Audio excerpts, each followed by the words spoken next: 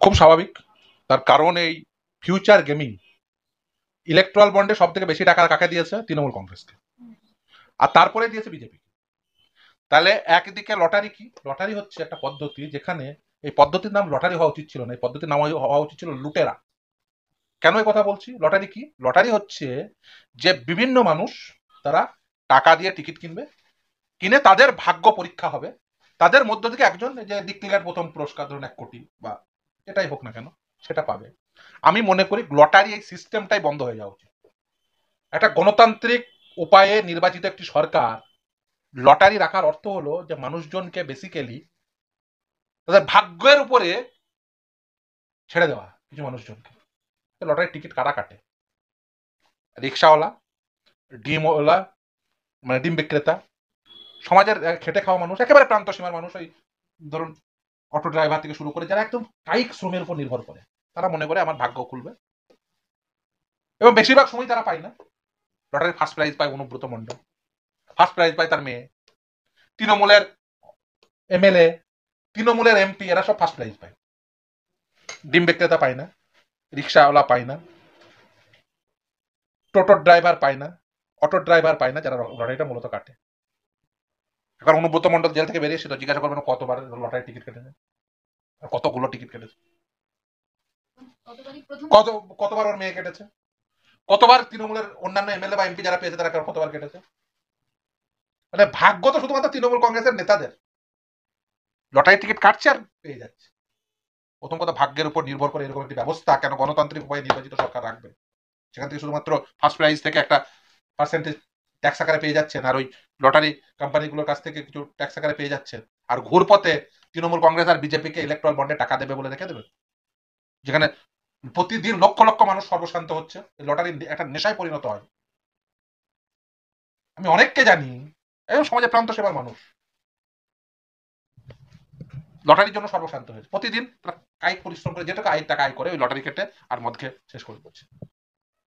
এই lottery system immediate বন্ধ হওয়া উচিত। লটারি সিস্টেম এটা লুটেরা সিস্টেম, এই লুটেরা সিস্টেমটা ইমিডিয়েট বন্ধ হওয়া উচিত। এবং এর মাধ্যমে লুট করে গরিব মানুষদের, আর লুটের টাকা পায় কারা? তৃণমূল, বিজেপি আর তৃণমূল কংগ্রেসের নেতারা। এবার আসি, বলছেন যে পরস্পর বিরোধী বলছে সিপিএম আর বিজেপি। আচ্ছা, এই যে ইলেকট্রাল বন্ডের মাধ্যমে টাকা পেয়েছে, এই ইলেকট্রাল বন্ডকে চ্যালেঞ্জ করে কে মামলা করেছিল? সিপিআইএম মামলা করেছিল। ইলেকট্রাল বন্ডের মাধ্যমে টাকা কে নিয়েছে? বিজেপি 1 নম্বরে গোটা দেশের মধ্যে, আর তৃণমূল কংগ্রেস তারপরে স্থান। একটা আঞ্চলিক দল হয়ে একটা লটারি কোম্পানি তাকে সর্বোচ্চ পরিমাণ ইলেকট্রাল বন্ড দিচ্ছে তৃণমূল কংগ্রেসকে, আর তারপরে বিজেপি। মানে গরিব মানুষ থেকে লুটে মমতা ব্যানার্জির পকেটে ঢুকিয়ে দিচ্ছে, মানে মমতা ব্যানার্জির দলকে আর নরেন্দ্র মোদীর দলকে, নরেন্দ্র মোদী অমিত শাহের দল। এদিকে মমতা ব্যানার্জিদের দল, মমতা ব্যানার্জি অভিষেক ব্যানার্জিদের দল, আর ওদিকে অমিত শাহ নরেন্দ্র মোদীর দল। গরিব খেটে খাওয়া রিক্সাওয়ালার টাকা পাচ্ছে, তাদের পকেটে যাচ্ছে।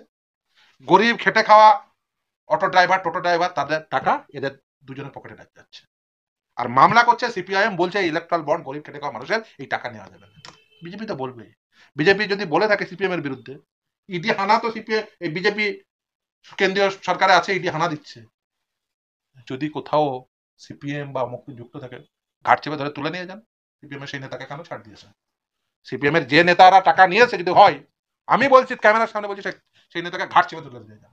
আর তা যদি না পারেন, কেন মমতা ব্যানার্জিকে এখনো পর্যন্ত এই লটারি কোম্পানির সর্বোচ্চ ইলেকট্রাল বন্ডের টাকা পেয়েছে যে কোম্পানির বিরুদ্ধে এইসব ইডি হানা দিয়েছেন, এই নাটকবাজি কতদিন কবে বন্ধ করবে?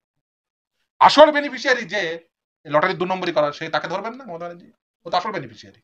লটারি কোম্পানি থেকে সব থেকে বেশি টাকা তো মমতা ব্যানার্জির দলে ঢুকেছে, ও তো আসল বেনিফিশিয়ারি। যেমন চাকরি দুর্নীতির বেনিফিশিয়ারি যেমন এই মমতা দলের নেতারা, আর একদিকে চাকরি প্রাপকরা, 2 নম্বরের চাকরি প্রাপক, সেরকম এই লটারি দুর্নীতির আসল বেনিফিশিয়ারি তো মমতা ব্যানার্জি, নরেন্দ্র মোদী। এ দুটো তো আসল বেনিফিশিয়ারি। সে দুটোকে কবে জেলে ভরবেন? সে দুটোকে কবে জেলে ভরবেন? ইডি একবার হানা দেবে নাকি আসল বেনিফিশিয়ারিদের ঘরে? তা দেবে না। এইসব হচ্ছে গেমিং, যে বলছেন ফিউচার গেমিং। এটা হচ্ছে ফিউচার গেমিং, এটা একটা ফিউচার গেম। এটা হচ্ছে ফিউচারের কি গেম প্ল্যান?